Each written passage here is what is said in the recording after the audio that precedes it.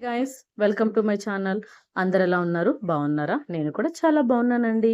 ఈరోజు మీకోసం చికెన్ దమ్ బిర్యానీ ఎలా చేయాలో చూపించబోతున్నాను. సో నా ఛానల్లో ఇప్పటి వరకు చికెన్ బిర్యానీస్ ఒక 2-3 వెరైటీస్లో చేశాను కదా.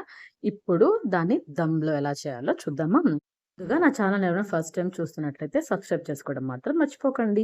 ఇంకా ముందుగా బాస్మతి రైస్ ఒక 2 గ్లాసెస్ తీసుకొని బాగా కడిగి అరగంట ముందు నానబెట్టండి.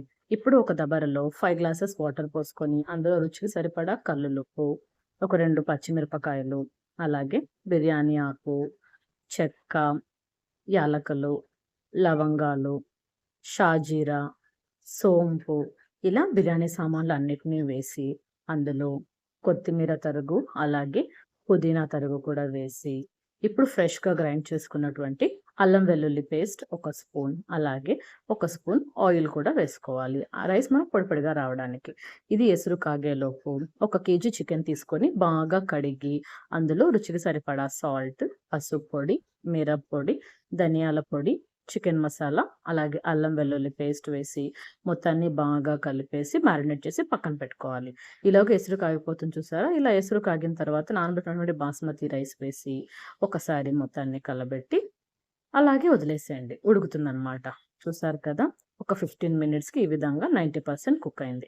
90% అంటే ఆల్మోస్ట్ కుక్ అయిపోయినట్టు ఇలా పట్టుకుంటే కొంచెం ఇదిగా ఉంటదనమాట. ఈ స్టేజ్‌లో మనం దాన్ని వడగట్టేసి చల్లనీళ్ళు ఒక గ్లాస్ పోసామంటే ఓవర్ కుక్ అవ్వకుండా ఉంటుందనమాట.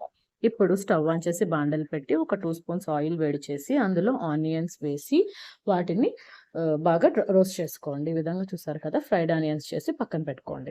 ఇప్పుడు అదే బాండల్లో ఇంకొంచెం ఆయిల్ ఎక్స్‌ట్రా వేసి ఆయిల్ కాగిన తర్వాత బిర్యానీ సామాన్లు, అలాగే కరివేపాకు, ఎర్రగడ్డ, పచ్చిమిర్చి, టమోటాస్ కూడా వేసి బాగా వేయించి అందులోనే కొత్తిమీర తరుగు, పుదీనా తరుగు వేసి ఒక 2 స్పూన్స్ పెరుగు కూడా వేసి టమోటా అంతా బాగా మగ్గిన తర్వాత మనం ఇందాక మ్యారినేట్ చేసుకున్నటువంటి చికెన్ ఉంది కదా! దాన్ని వేసి ఒకసారి మొత్తాన్ని మిక్స్ చేసి మూత పెట్టేసి ఒక 5 మినిట్స్ అలాగే ఉడకనివ్వండి.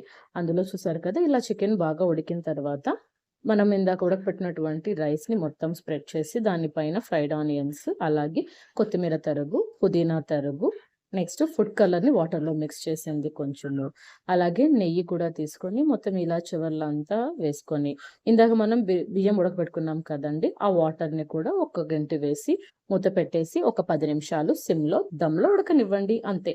Tasty tasty chicken dum biryani ready. ఈ వీడియో మీకు నచ్చినట్లయితే లైక్ చేయండి. అలాగే నా ఛానెల్‌ని సబ్స్క్రైబ్ చేసుకోండి. ఈ రెసిపీ ఎలా ఉందో కామెంట్ చేయడం మాత్రం మర్చిపోకండి. Thanks for watching. బాయ్.